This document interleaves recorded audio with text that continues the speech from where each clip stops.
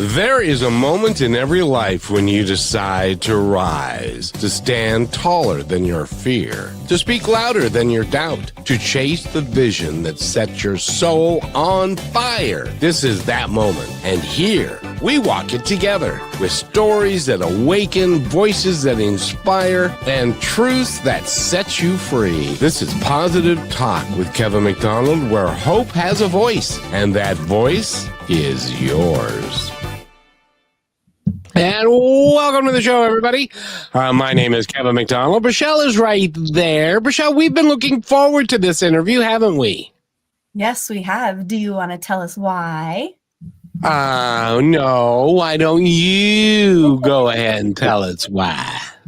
Our next guest is a speaker or author of note. He has 4 books and a website, eprewitt.com. He also served, and so we want to thank him for his service and welcome in Everett Prewitt to be here with us today. How are you, Everett? I'm fine, thank you. Michelle? Yes, indeed. So Everett, you were in the Vietnam War. Yes. Do you remember when you enlisted? What year that was? Actually, I was drafted, and that was in '66. Oh, wow. And for those of you who have no idea what we're talking about, because if you're younger, because the draft was eliminated in 1975, there are people who there was a draft board and you had a draft number and you were part of the lottery. Tell me if I got this right, Everett. Yeah. You were part of the lottery, and depending on the number that you had and whether or not you were planning on going to college or there were some other issues there, or if in some cases like you had bone spurs, which the president apparently had, and so he didn't serve. But then you would get called in and called up, and then you didn't really have a choice. Well, you had 2 choices. One was leave the country or go and serve your country. Would that be correct, sir? Yes, correct. All right, I have to say that I was drafted after I finished college. Oh, my. Yeah. So what was the draft age? Was it up till 35 or something at that point? I'm not sure. I know that there were a few people that were drafted in their 30s, but I'm not sure. Actually, the one guy I do know, he was 30 and was drafted, but I'm not sure how further up it went. Wow. And the sad thing about the draft, and well, we can talk about this a little bit. The sad thing about the draft is if you did not have means and were not going to college, a lot of times then you ended up getting drafted where some people that had means were able to avoid it. Am I correct in that? You are correct. And so that is so sad, but I'm glad you made it through your service. And how long were you in Vietnam for? I was in Vietnam 15 months. It's typically a 12-month period, but I ended up. I started out at Cu Chi, and I ended up in Cam Ranh Bay for my last 3 months. And Cam Ranh Bay was like Miami Beach. So I said, I might as well stay here and ride out my additional 3 months. So that's how I came in to 15 months in over there. How did you feel when you were drafted and you went through basic and they said you're going to Nam? That must have been because that was pre-1968. So they were just ramping up at the time, weren't they? Yep. I didn't have any feelings for it. I just said to myself, I'll do the best I can and not worry about the rest of it. Things I can't control, I'm not going to worry about. So. Yeah. And when you said that you finished college and then got drafted, when you came back and were in civilian life, did you use what you had accomplished after that in college? Yes, I got a master's degree after I came back. courtesy of Uncle Sam. And Everett, I want to make sure that the audio is real clear and clean. Is there something moving around in where you are? No. Oh, Maybe okay. we'll just turn it up a little bit. Yeah, so that's better. Okay, so good. And so you got your master's degree. What'd you get your master's degree in? Urban studies, and I minored in economics. Oh, very good. And then did you start writing right away, or was it a little while before you started writing? Well, I came out of the Army. I wanted to write, but I was so militant, I knew nobody would pick up my story. So after I'd calmed down a little bit, and matured, I started again. So basically, I think I really got serious in the early 2000s because I had videotaped my mother and father. They're videotaping their history. And so they told me things that I had not known. And I said, sounds like a story. So, yeah, one of the issues, one of the impetus for it was something my father told me about my uncle D, who knocked this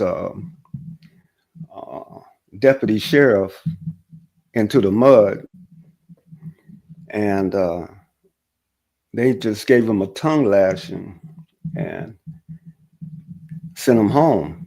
And I said, Dad, why is Uncle D still with us? And he said, they didn't bother us, Everett. We all had guns. We had cousins that had guns. He said, so, and they don't like Negroes with guns. And so I said, that would be a story. Suppose they did come after Uncle D. What would happen? So, a lot of stories start off with a what if. So that was my what if. And that was Snake Walkers. That was my first book. And let me review this real quick. There are 4 books of note: Snake Walkers, Something About Anne, which is the novella, and A Long Way Back, and Life in the Sunshine, which is your autobiography, correct? Yes. And the interesting thing is all 4 of these books are award-winning. Not Life in the Sunshine yet. Well, Not yet. It will be. Will be soon. When did that book come out? It just came out this year. Yeah. So see, you've got lots of time. Yeah. It got some good reviews. So. Yeah. So what was your favorite story about your autobiography, about your life? Is there just one, or was it just like a bunch of stuff? Well, my life was a bunch of stuff, but I think I tell people that one of the characteristics that psychologists say is the strongest characteristic is persistence. So I tell a story about this guy that I fought when I was young, and he was bigger. Actually, he became the center for a football team after he grew up, but we would always fight. I don't know why.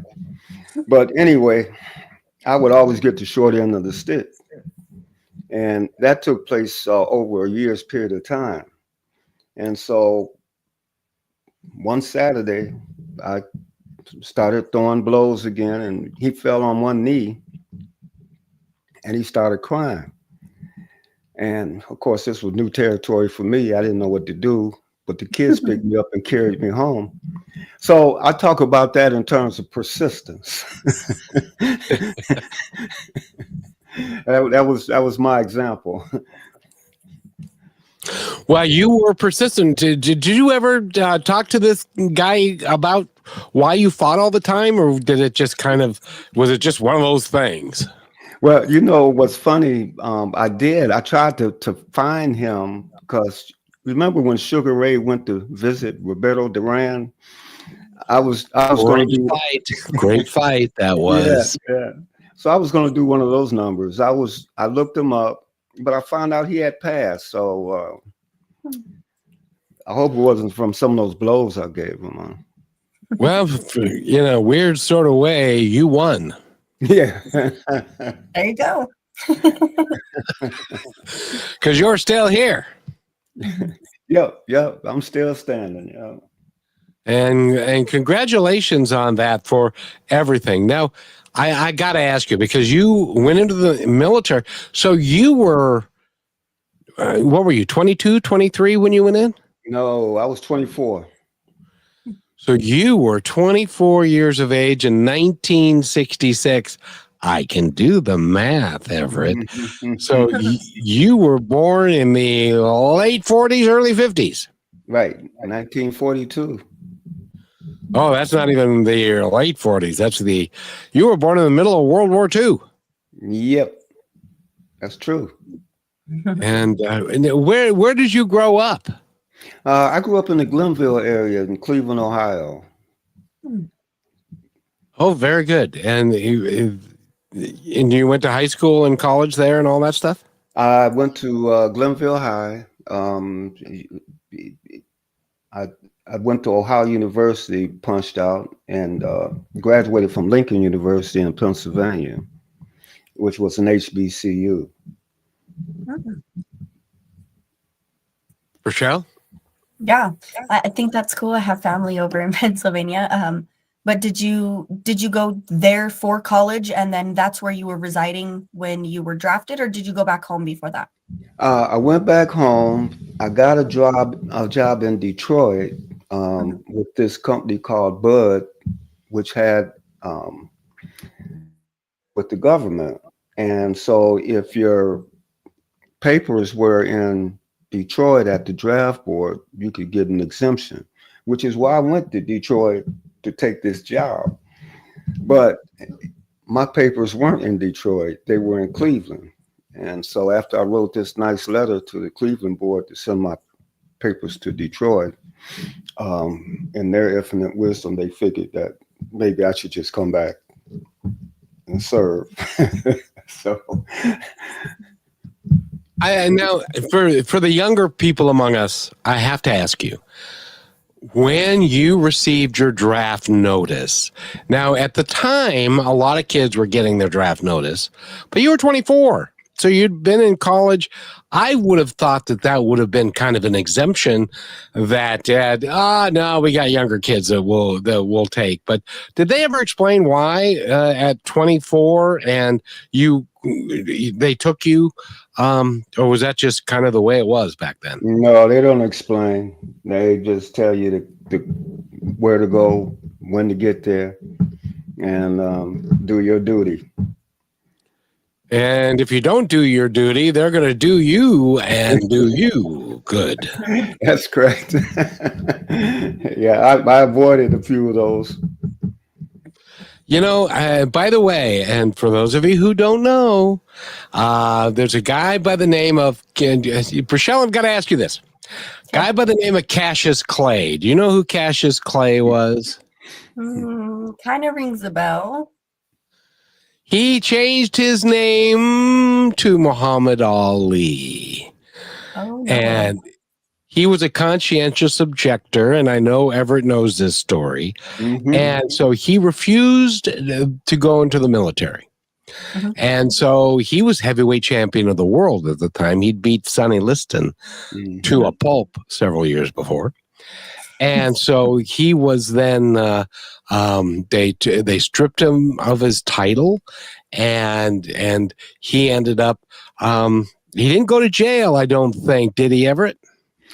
No, I don't think so. No, they just Oh, I know what it was. They were going to convict him and send him to jail, but he was appealing it. And it was during the appeals process where he was given a pass, and that's when he came back to boxing. Yeah, and that appeal to that was right in the middle of his career. I mean, he was rolling then. So I think he lost about 3 years. He did. But what he did do was he spent that time talking at universities and speaking out about the fact that he didn't want to go fight a war and to kill people that he didn't even know. I think he said that. Yeah, I had the same sentiments. Yeah, and so they were tough times back then, because there were, and then there was the anti-war protests, and then '68 came along, and that was a lot of stuff. So Everett, you have your life in total is, in my opinion, and I'd love yours, is one of the most consequential times in human history. Do you agree with that? Yes, I do. Starting with World War II, being born into it, and Vietnam War, and it was segregation, then desegregation. So yeah, a lot was going on during that time. And of course, we had the protests against racism. So that was a hot topic then too. We all got involved in.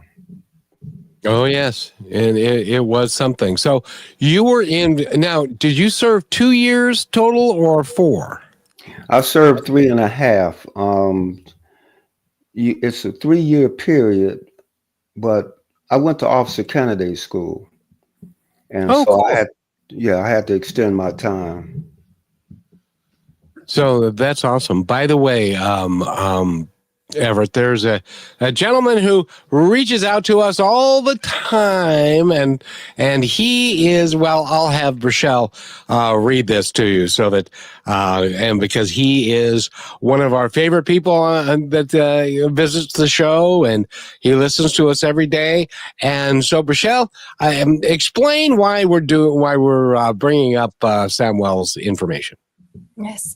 Hi, Samuel. He is in Kenya feeding 370 kids and their parents on Saturdays and providing education where they don't have it in the slums. So he's reaching out to say greetings, Brother Kevin, Sister Rochelle, and guest J. Everett Prewitt. Thanks for hosting this favorite program, Positive Talk Radio Show, Kiberia's Restoring Hope Center.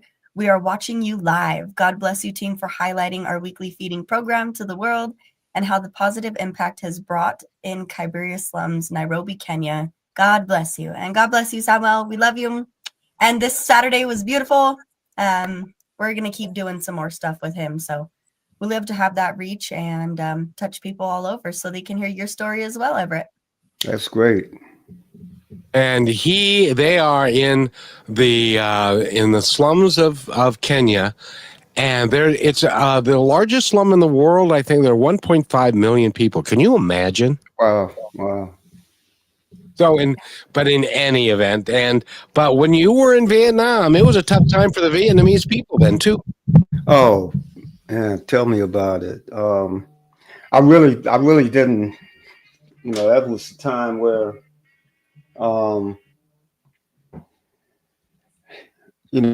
families were being broken up because of the war. Children were dying. The whole lifestyle of the Vietnamese was disrupted. But I look at that country now, and they've got to be one of the most resilient people in the world.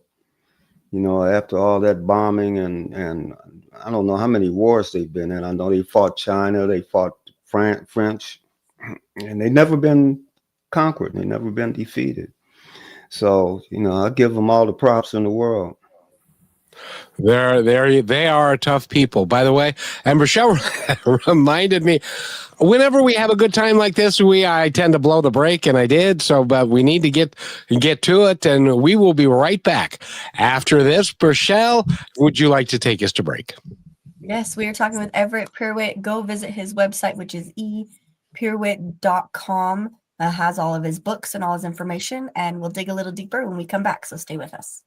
Here's another point to ponder from Positive Talk Radio. What is the easiest thing to justify? It is a small transgression. The one no one will ever see, no one will ever know. The tiny exaggeration on the expense report. The extra minute you took on your lunch break. The packaging you tossed in the wrong recycle bin because it was closer. In those moments, the question isn't, will I get caught? The question is, will I know? It isn't about avoiding punishment. It's a silent agreement you make with yourself when you choose to do the right thing. To return the wallet. To fix the mistake. To respect the empty space. You aren't impressing the world. You're earning your own respect. That small choice, made entirely in private, is how you build a life you never have to look away from. The only audience that matters is you.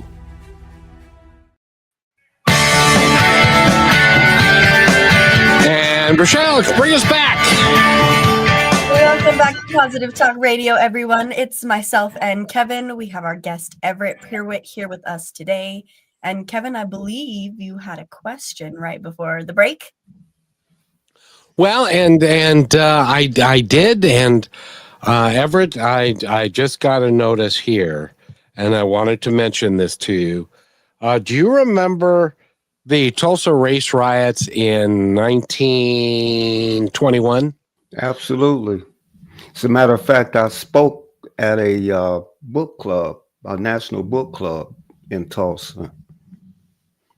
Oh, wow. Well, and I have sad news to report that Viola Ford Fletcher died today. Mm-hmm. She's one of the last survivors. She was 111 years old. Oh, bless her. Oh my goodness. It's amazing. Yeah. Yeah, that was, and for those of you that don't remember the Tulsa riots, and you know, Everett, I never learned about it in school.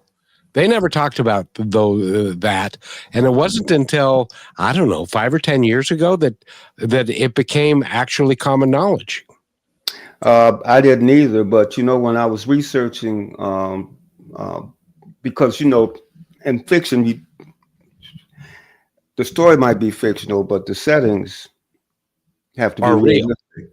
And Yeah. so, one part of my research was looking at different cities and towns that had been burnt to the ground, or you know, invaded. And so that's when I came across Tulsa, because they didn't teach that in my school either, not even in the HBCU. No, and that was considered the Wall Street of Yes. was, because it was a whole town, Yes. and the whole town got destroyed, and many people killed.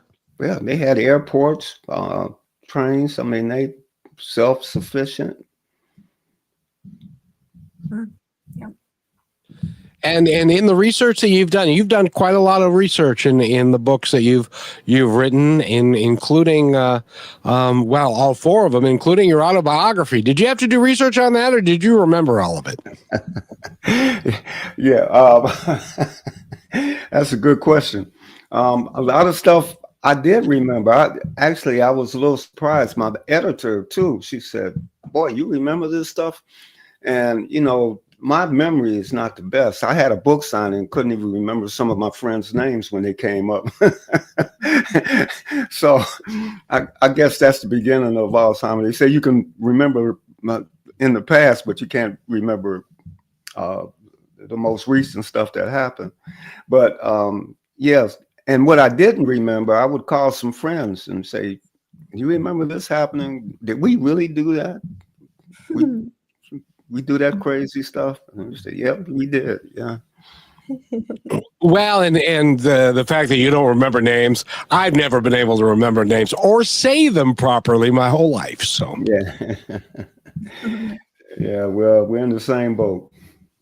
yes, indeed. So you started writing in the early. Now, what did you do after you got out of Vietnam? And you got your master's degree, how did you apply it? I worked for corporate America for a few years until I found out that environment wasn't conducive to my growth. And so I took some real estate courses. My father had a real estate firm, and I took real estate courses. I actually took them to tell my father that, well, because he wanted me to come into the business. And so I initially took those courses just to say, Dad, I took these courses, but I'm not interested. But I took a course in commercial and industrial appraising, and the teacher, George Miller, older white guy, white elder, said, Everett, you're the only one in this class that understands what I'm talking about. And you need to consider going into this business. Right now, it's all old white men. And so we need some, that's what he said. He said, we You need need some flavor in the business. Yeah. So he said, and if you need any help, I'll be there for you. So I went back to my father. I said, Dad, if we concentrate on appraising, I would join you, and we can build this appraisal business. So he said, okay, fine. And so that's how I got into the business that I've been in for like 49 years. I let's see, it's been about 6 years since I retired from it.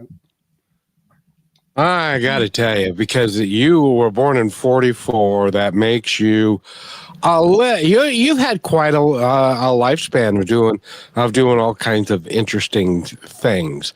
Do you think that played a major factor in your writing skills and your development of the novels you've done? I just think my experience, period. I mean, for instance, before I even got into the Army, I'd been shot at, because I hustled pool, and people were mad when I took their money. And so, matter of fact, somebody said your book should you should describe your book as from the pool room to the boardroom, because that was my journey.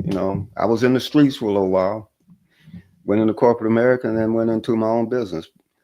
My father and I worked together for 10 years, and then I created my own business because he was satisfied with, not having a computer and staying in the same location, which was kind of going down. But, so he became vice president of my firm, and I stayed vice president of his. And we had a great relationship. That's one of the things I always point out with, that I really look back and love the time that I had with my father, because we were best friends. And by the way, I have a challenge for you. Okay. I think that Brachelle's a bit of a pool player herself, aren't you? Oh, okay. Yes, I'm surprisingly good. I don't know all the rules yet, but I don't know where it comes from. It's just in me. So I spend a lot of time doing that. Yeah, that innate ability, huh? Yeah, I don't know. And it's one of those things where your experiences kind of ties you into all those things. Maybe there's reasons you're good at some things and reasons why you're not good at some things. But Everett, I have to ask you, did going into the Army change the way you perceived life and what was meaningful to you when you came out rather than before? Yes. When I came out, I promised myself three things. The first and the most important was I was going to achieve peace of mind. The second was I was going to watch what I put into my body so that I would remain healthy. I was going to work out, and I was going to strengthen my spirit, whichever way I could. So those are the things that, when I was in my early 30s, that I said I would focus on. They weren't that important prior to that, but peace of mind was certainly the one thing that I wanted to achieve. That's good. And peace of mind is an important factor. By the way, we're talking with Everett Prewitt, and we need to take our halftime break.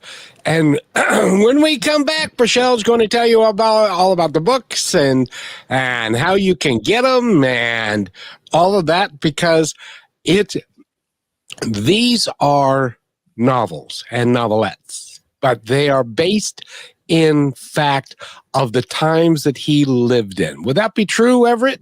Absolutely. So they are a really good read so it's almost like a biopic, and that is important. So we'll take this break, and we'll be right back more with Everett Prewitt and Burchell right here on Positive Talk. You're listening to Brushwood Media Network, the best in syndicated talk, news, and entertainment shows.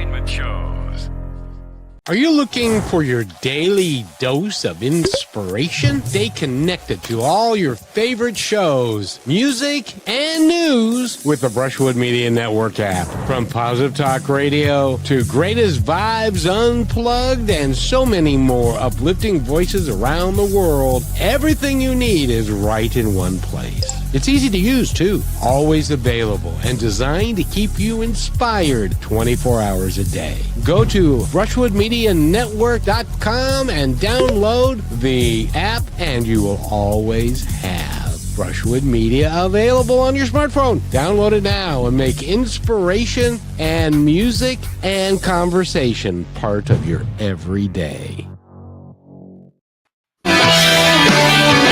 And welcome back to Positive Talk. My name is Kevin McDonald, and Burchell's right there. Burchell, can you say inspiration? Inspiration. And Everett Prewitt is the inspiring person that we're talking to today. Would you say that's true? Yes, 100%. And Everett, I'm wondering, did you happen to was one of those books your favorite to write, and why? Snake Walkers, because it portrays a family that we don't hear a lot about. That is a stable family, still has some roots to its African ancestry, close-knit, intelligent, but will kill you if you mess with their kids. I like that. I can roll with that one. Yeah, so Snake Walkers was that story. I remember, and to make this point, I was talking to a group of all white listeners at college. One of the elderly white men said, "Well, Mr. Prewitt, they're really not families like the one you portrayed in Snake Walkers, are they?" I said, "My family was like that." And I said, "My cousins' families were like that. And I had friends' families like that." So to answer your question, yes, there are a lot of families like that you'll never read about, you'll never hear about, because that's no news. It's, these kids are just growing up and become productive citizens. You don't hear about that. But there was a close-knitness at the time, wasn't there? And everybody had each other's back. Absolutely. Absolutely. Well, it was still segregation. So we all lived in the same community. Our doctors, our lawyers, our teachers, the police, and the thugs. We were all there together. And we all kept our distance. We had groups of, that we had street clubs, that made sure that the conduct on the street was above board. So yeah, very close knit. I would love for you, because of the history that you have, especially Black history, from that time period, because people like, I read a book about Roy Campanella. and he was a baseball player, and he came right on the heels of Jackie Robinson. And there were, for younger people, and this bears, something that we need to talk about, because I think this is a stain upon our country. There was a time during your lifetime when there were bathrooms that you could not go to. There were drinking fountains that you could not drink out of. There were counters that you could not go sit at in a diner. And there were places on the bus that you weren't allowed to be at. And all of that was during your lifetime. Yep. So we're not that far removed from any of that kind of baloney, if you ask me. And those are things that we dare not forget, lest we repeat them. Do you agree with that? Oh, absolutely. And don't forget the hangings. The lynchings. Yeah. So, all that. But, our parents kept us kind of safe. They watched over us like hawks. And so even though we did get into a little skullduggery, most, you were kids. Of course you did. Yeah, right. but they kept us within the rails for the most part. Do you remember the guy his name is Michael, I forget his last name, that he was in the Green Mile, big guy. Yeah. Love that movie. And he told the story of his mom when he joined a gang, and he came home, and they had this little thing that they put in his hair, like a red dye or something. And his mom, and I think that this was indicative of how the family structure worked. And he came home, and she said, "What is that in your head?" And he said, "Mom, I'm part of a gang." That's when the frying pan hit him on the side of the face. I had a similar experience, but it didn't get to my mother, because that's the last place frying pan would probably been flying in my house too. But I was recruited, and so I said no, and so people said, well, if you turn down the recruitment, they're going to jump you. I said, you know what? I'll take that fight anytime versus fighting my mother. Okay. Because I might have a chance with the gang. And actually what happened was one of the elders in the gang did bring a guy on my street to beat me up because I didn't join. And years later, when I saw this same guy, I said, "You remember when you brought that guy over to beat me up?" He said, I don't remember that, Prewitt. I said, "That's okay, man. It's all right."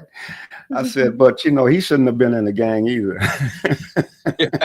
Well, and that's what he said. He said, "I wanted to join the gang, and so part of the initiation is they beat you up." Yeah.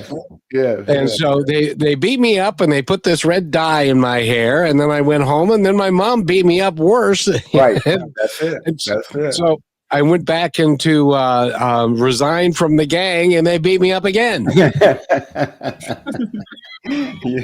that's a no-win situation, but in the long run, it's a win. So, Everett, did you happen to make friends with anybody in the service that you kept close with throughout the rest of your life? No, I didn't. There were a couple that we stayed in contact. With quite a few that we stayed in contact, but they were all from out of town, and so eventually we kind of tailed off. So I got some friends right now that serve in Vietnam that we're still, and we've been knowing each other like for 40, 50 years, but we didn't serve together. Yeah. Well, that's cool. You guys stayed in touch. Yeah. And again, going back in history a little bit, there are a lot of people that have either never known or it hasn't been brought to their attention. But when you guys came back from Vietnam and there were war protests going on and there were people there was a point in time when you in the military, you couldn't even wear your uniform going through the airport because of the backlash that you would get from people. Did you experience any of that? No, because I changed into my civvies. You were smart. But you know, I didn't dislike those people. You know, as a matter of fact, I agreed with them. You know, there was a lot of horrific stuff that went on over in Vietnam. You know, but you know, people are taking orders, and you have to do what they say. But I actually rebelled against a lot of the stuff that was taking place in Vietnam. So I wasn't mad at the protesters. No, I understand, because the Vietnam was a very weird police action, is what they call it now. Yeah, you know, we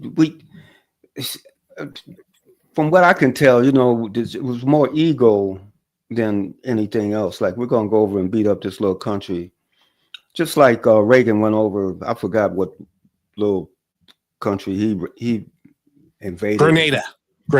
Yeah. So you know, these politicians, you know, they pick a war, and some of them have no. I mean, there's no rhyme or reason for us to be in certain places that we've gone, and you know, so you're gonna get the protests, and rightfully so. And as well you should, because they, you know, that and for those of you that don't remember, Vietnam was based upon a false premise. Mm-hmm. And the false premise was it's communism, Right. and communism is going to take over the world. Right. That was never going to happen. Right. There's a book called A Bright Shining Lie. I can't think of the author right now, but he puts it all together. You know, the stupidity of the war, the false reasoning for even going over there. That domino theory was BS. Yep. And the domino theory basically was that if they take South Korea, which was the Korean War from 50 to 53, Mm-hmm. and if they take South Korea, now it's Vietnam, they're going to do that, then they're going to domino, and the next one would be like the Philippines, and then perhaps Australia and stuff. And none of that was ever going to happen. That was all fear-mongering that they used to create, and I think that was part of the military-industrial complex. Absolutely. A lot of money was made on that war. Oh, yeah. And a lot of it, 56,000 Americans died, and hundreds of thousands were wounded and were affected negatively by the war. Almost everybody was affected. I would say almost 100%. There was some effect, whether it was physical or mental, spiritually. No, they were affected. We were affected. And even with the drug addiction and with the and the things that were going on, yeah, you know, and Mile and there was just so much. And if you're not a student of history, it's kind of weird, isn't it? That it's all kind of a lot of it has been lost to history, hasn't it? Yeah. Well, you know, they don't teach it. So how do you learn it? I mean, a lot of what I've learned about my history or the history of the United States or et cetera was conducting my own studies. Oh, exactly. Exactly. And so that's why the books that you've written, I'm glad that you've done the work that you've done, the research that you have, but a lot of it you lived. So you knew what and to write about these in a meaningful way, and to get 3 award-winning books, and this one hasn't been out long enough to be award-winning, but it will be. I'm convinced of that. And that is A Life in the Sunshine. And it is your autobiography, and which is really great. And I recommend, well, you tell me, I recommend that Snake Walkers, you get with that book first, and then Something About Anne, which is a collection of stories, and then A Long Way Back, and then Life in the Sunshine. I think you should get all four, don't you think?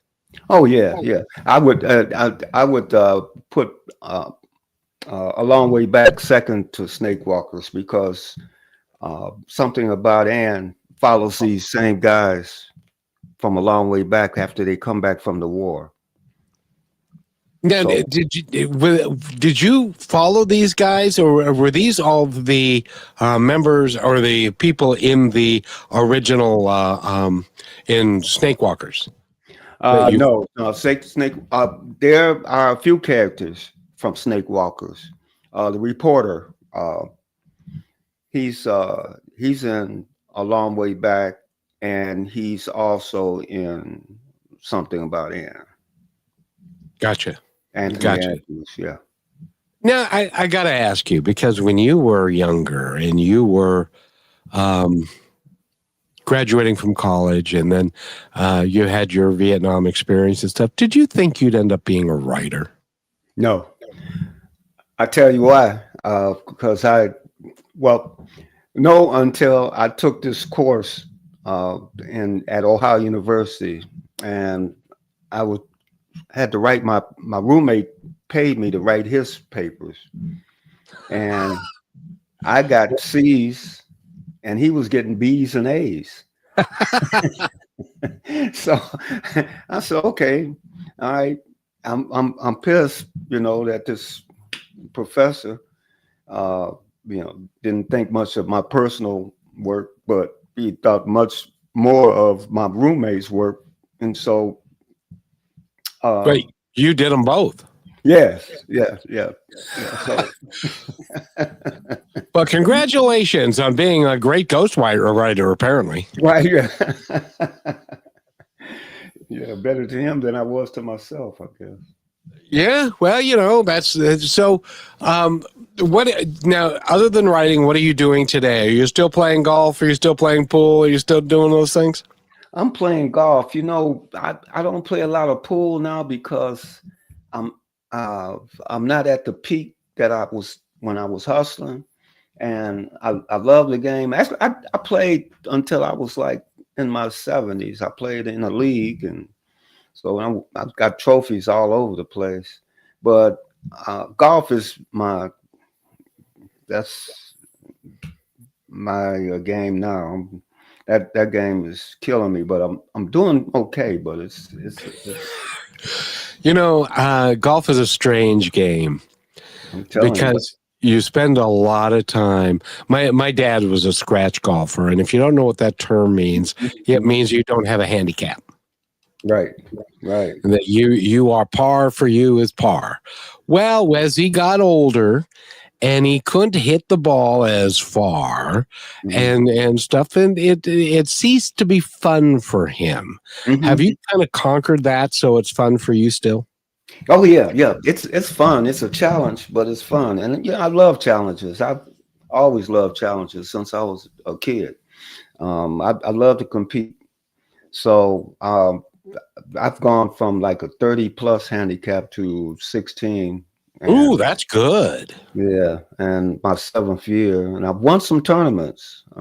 Actually, never broke 80 yet, but I've shot an 80 and an 81. So yeah, I'm getting there.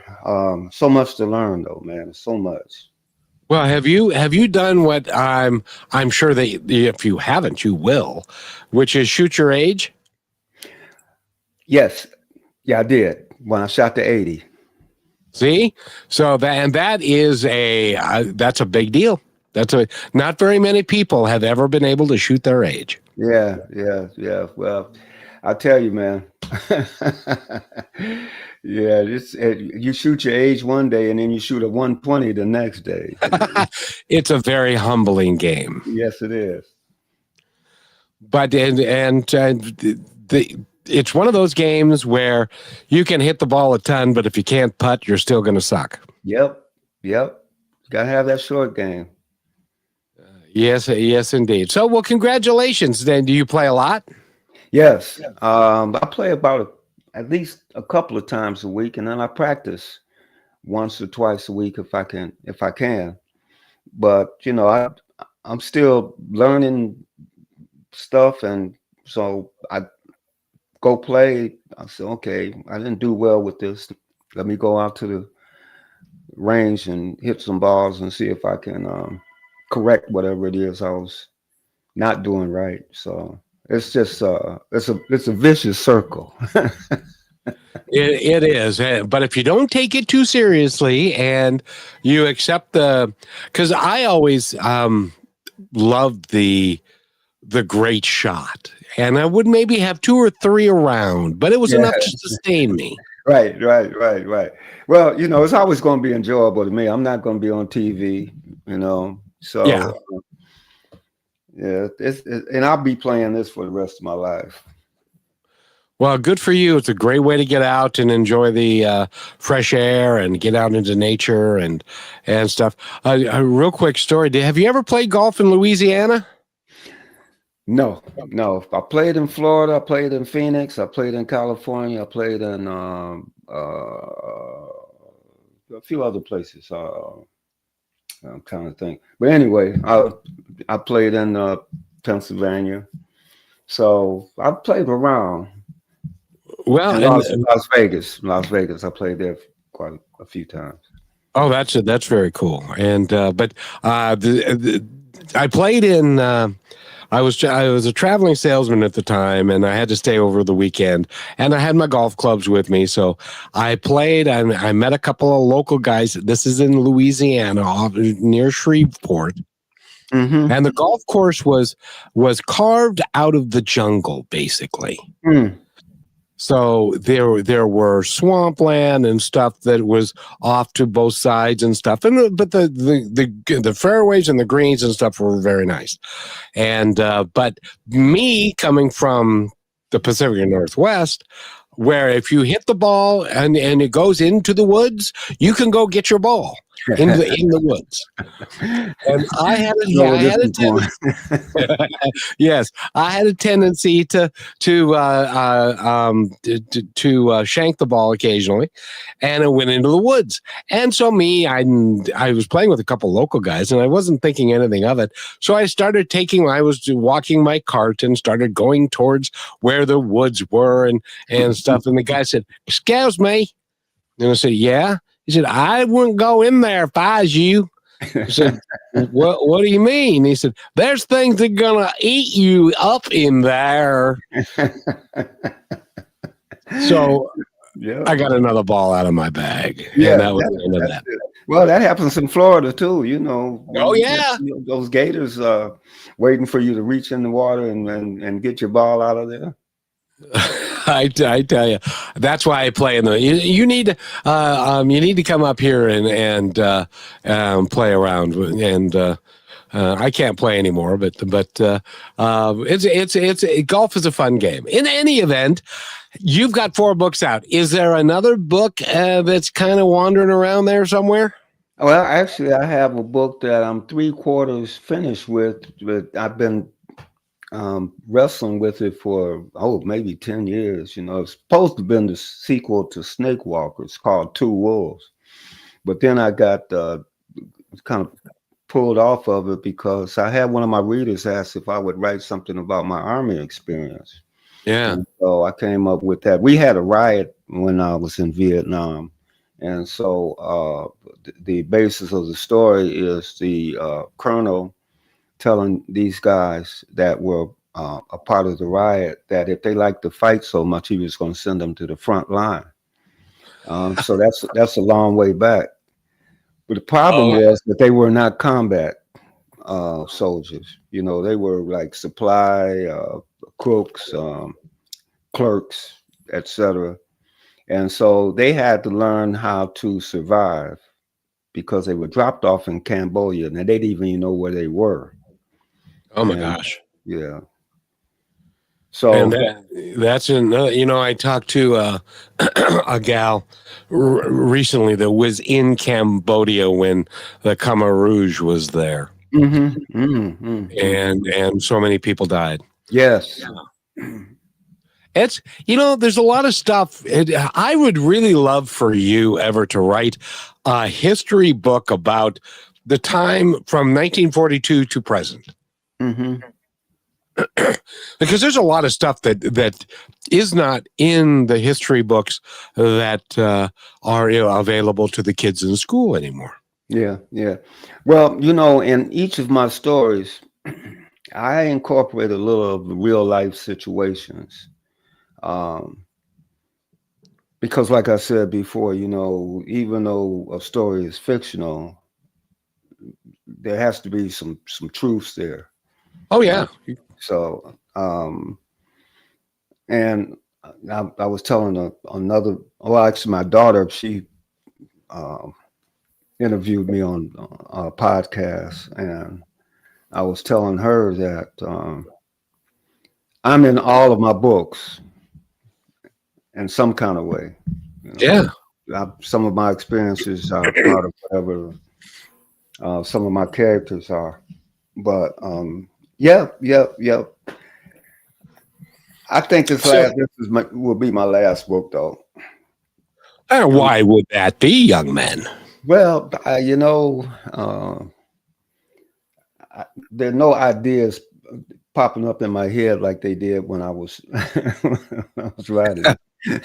So, I understand. Yeah, I have to get that inspiration, that push. So if it comes, I'll if it calls, I'll come. And it will, I'm pretty sure. We'll see. But by the way, we've been talking with Everett Prewitt. Go to his website, which is and it's PREWITT.com. And there are 4 books there. You can find out all about him. All of his work and what he does. And are you still doing speaking events? Yes. Yeah. Matter of fact, I just I do a lot with book clubs too, and I just spoke to I think probably 30-member book club. Cool. Yeah, I just had a book signing. I had about 80 people come to the book signing. Wow, that's outstanding. So can they go to your website and find out all about the things that you're doing and events and the podcasts that you've been on and all that kind of stuff, right? Yes. And which is great. And you can pick up the books at Amazon or any of the other places that sell his books and stuff. And I want to thank you, Jay Everett. Jay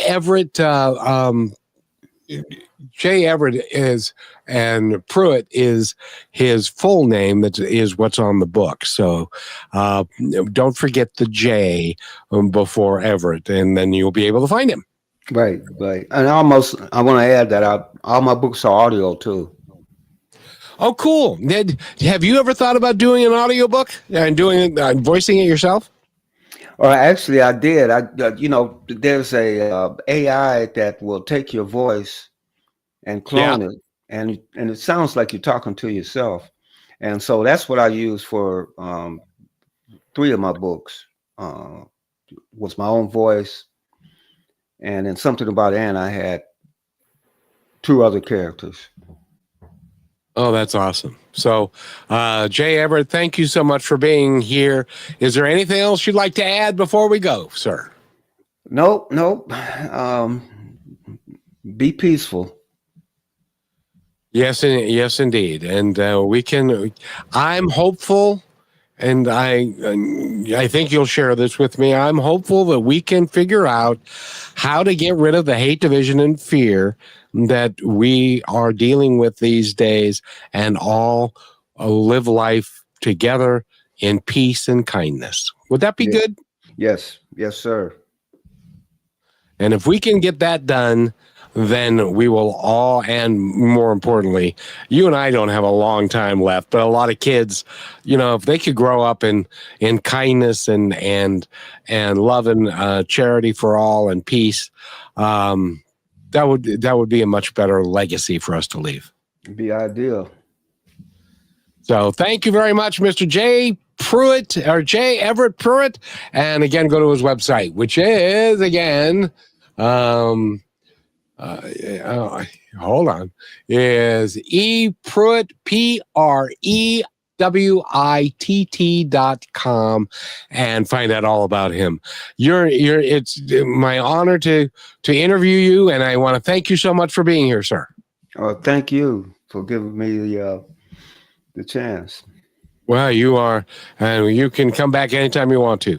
I love talking about history, and you've been living in the most historically relevant time ever. Yes.